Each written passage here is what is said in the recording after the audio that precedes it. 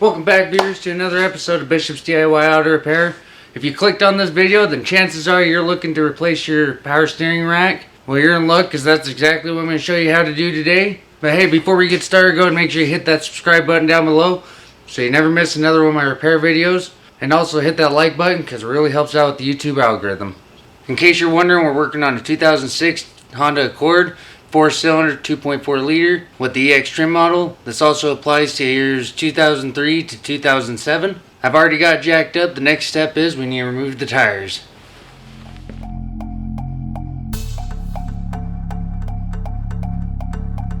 If you have a wheel lock key, make sure you grab that.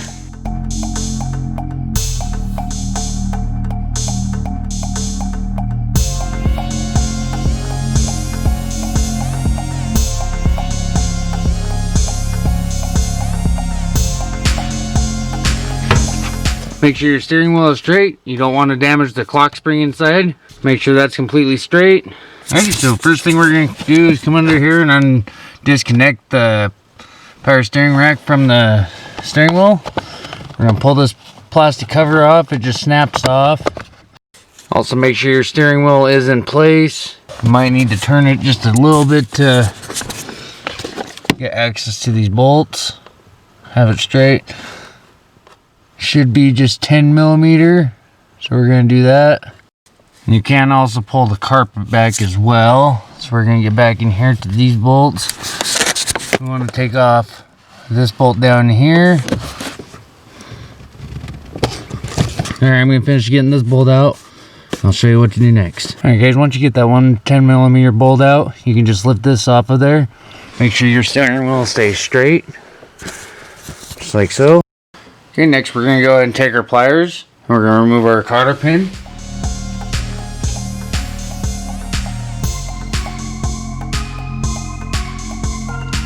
Alright, make sure you grab your PV blaster, because for this next one you're going to need it. Okay, we're going to go and spray this bolt down here. Let that sit while we go take the cotter pin out of the other side. Go ahead and remove the cotter pin on this side.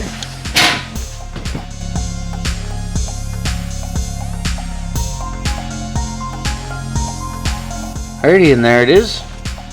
Okay, then we're going to go and spray this bolt down.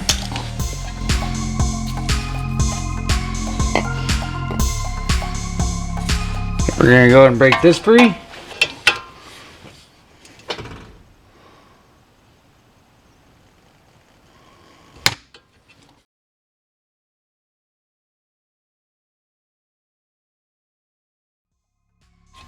Okay, we're going to go ahead and break this bolt free.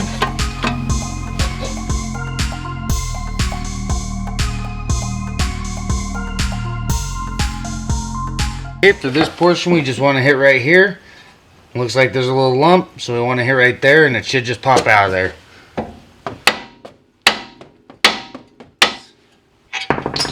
Should pop out of there. Okay, we're going to do the same thing to this side. We're going to take our mallet.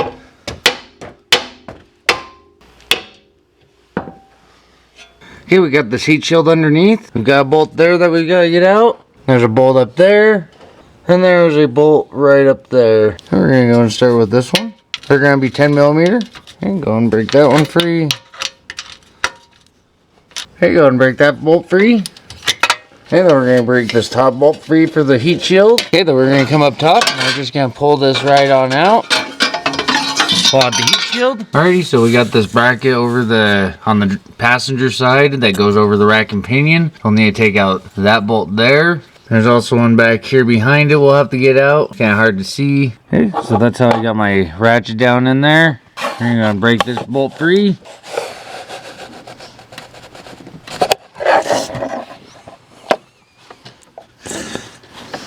Alright, so what I had to do is I had to go down through the top to get that second bolt down there. And what I had to do is I had to take the socket to half-inch drive. And I had to use the 1/4-inch drive to get down in there. And I slipped this over like that. And that allowed me to get enough torque to be able to break that bolt free. Okay, so next you have this bolt up here. Right there. So we need to get that out of there. And that bolt's also going to be a 10 millimeter. Okay, so I've got my ratchet. It's going down there. There's a bolt there where my ratchet is. It's on the front of the power steering rack. And then there's one just kitty corner of it behind it. Hey guys, I was really trying not to have to drop the subframe, but it looks like we're going to have to drop it anyway. So in order to do that, we have to unhook the engine mount from the engine so that we can lower the subframe to give us a little bit more access. So let's go ahead and do that. So we're going to start on the passenger side mount. To do this, we're going to need to go ahead and move the power steering reservoir over off to the side. Alright, and before you start taking out the engine mounts, make sure that you have a jack with a board supporting the transmission and engine before you start taking off the mount. Alright, to start out, you're going to want to remove this bolt, and then there's a bolt on the side of the mount here. Alright, these are going to be a 17 millimeter. Let's go ahead and take these out.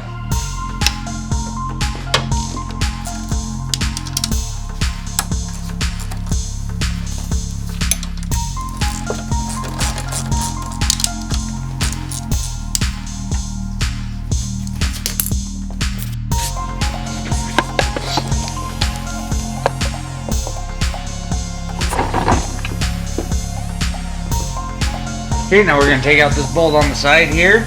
This is going to be a 17 millimeter.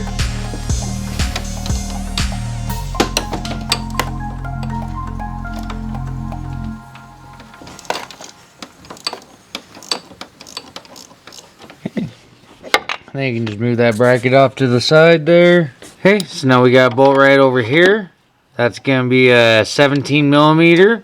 Okay, you may need a swivel extension to get back there. Okay. And then we're going to get this bolt out over here, and I'll relieve that bracket over top the mount. Okay, then we're going to go ahead and just slide this out. Okay, then we're going to go ahead and take this bolt out on the front of the engine mount. Okay, now we're going to go and take off this bolt on the bracket for the back rear engine mount.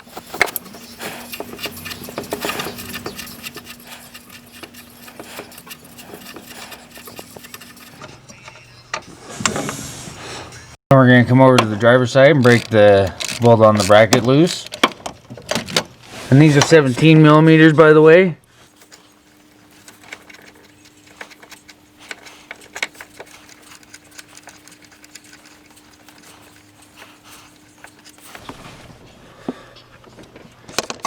Okay, then we're going to come over on the passenger side and lift it up, slide it out.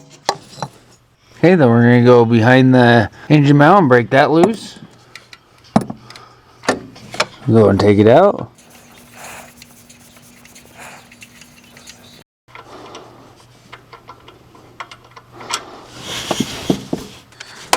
Okay, so since I'm replacing the lines, we want to get this bracket off. There's a bolt down here we need to remove. Okay, so we're going to go and take out that bolt that holds that line down. And we'll go ahead and remove that.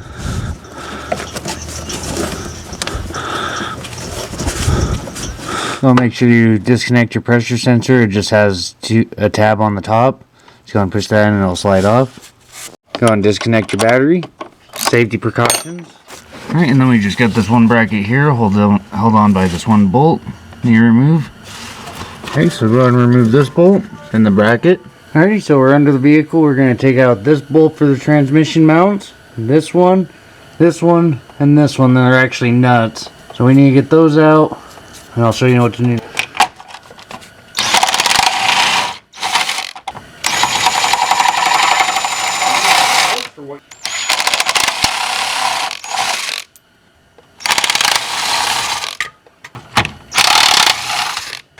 In order to get to the access to the bolts to drop the subframe, we need to go ahead and remove this plastic clip.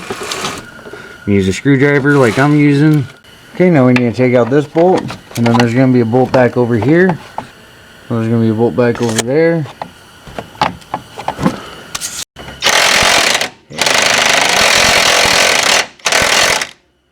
Okay, you want to leave it in a little bit. You don't want to take it all the way out for extra precaution. Okay, then this 10 millimeter bolt here you want to go ahead and remove. That way we can get access to the other frame bolt.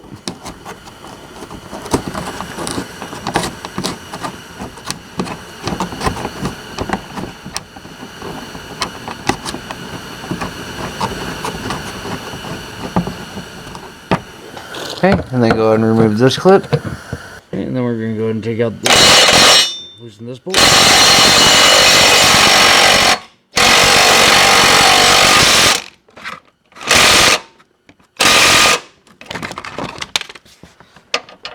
Okay, then we got another bracket over here we're going to go and take off. Okay, and then just make sure that this bracket still has the bolts in it. Just loosen them, just enough to drop the subframe down a little bit. Okay, so we want to take out that bolt and that bolt. Not take them all the way out, but just leave them in just to kind of help support. That way we can get the frame to drop a little bit. And as you guys can see, I'm not taking the plastic all the way down. I'm just kind of moving out of the way to access that bolt. Okay, now we want to go and take this out. Drop these bolts down out a little bit. Just like so. That should be good. Now we're going to go ahead and take this out.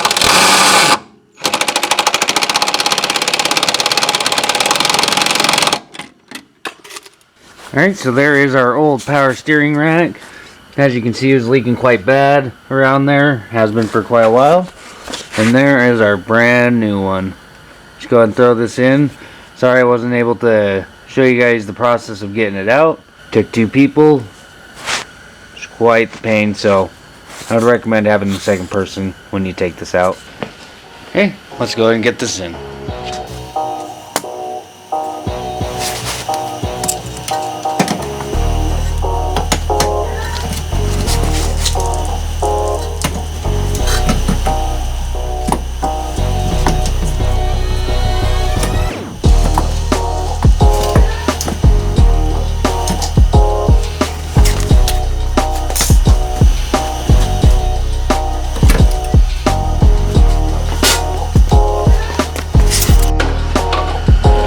So if you can see that, we've got the nook right in here.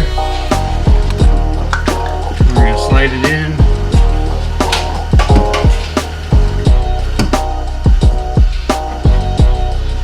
Alright, now we're going to go up top.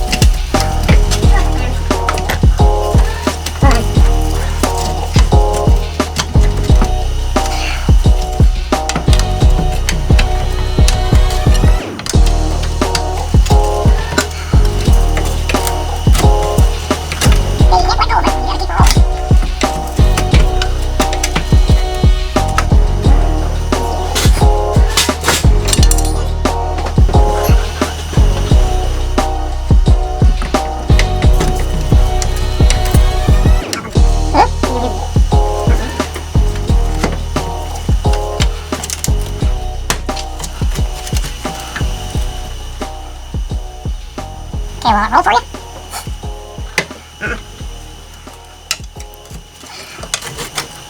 How about now?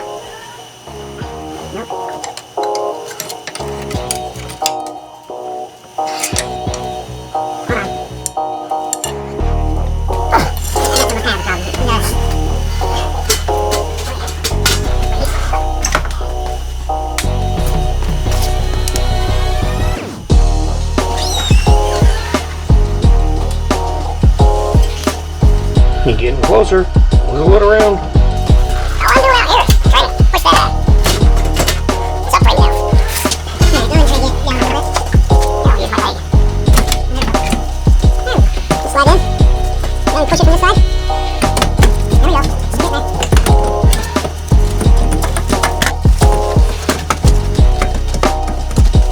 Remember, I don't need to.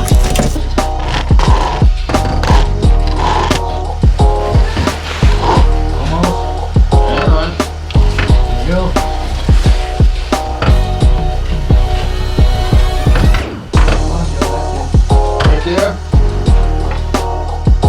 It's fucking close enough. Close enough ain't good enough. Thanks, Joe. Alright, well, so as I let go of this, subframe's gonna come right back up. Alright, next we need to go replace our bracket onto the Rack and Pinion. Alrighty viewers, it has been about a week since we replaced that Rack and Pinion. I'm here to give you guys an update. Everything's going good after replacing everything, no leaks, still filled up with fluid, everything's good there. Let's go ahead and take a look at a few things that I might have missed that may answer some questions in your repair. Let's go ahead and take a look. Alright, so first thing I want to mention is the high pressure and low pressure lines that are going into the Rack and Pinion. I actually had to end up cutting those off. I could not break them free. If you guys are able to break them free, you guys will want a pipe wrench or like a 3/4 round wrench to get those so they don't end up rounding them out. And as far as the high pressure line, if you guys are replacing that as well, it only has 2 bolts here. It's got the bracket there. They'll have to put it onto the new one unless it comes with the bracket. And then it goes down here and there's only 2 brackets that are holding it on. 2 bolts that hold it down. And then of course into the Rack and Pinion. So there's that. I had to cut both, like I said, I had to cut both of those lines just so I could get that out. And I was replacing them anyway, so it didn't really matter to me. Well guys, I hope that helped you out. I hope that answered some questions that I might have missed with doing the repair. Other than that, thanks for watching. You guys have a great day. Before I let you go, make sure you go and hit that subscribe button so you never miss another one of my repair videos. And also hit that like button because it's really going to help out with the YouTube algorithm. And it might help someone else come across this video in the future and help them out as well. That out of the way, you guys have a great day, and we'll catch you in the next repair.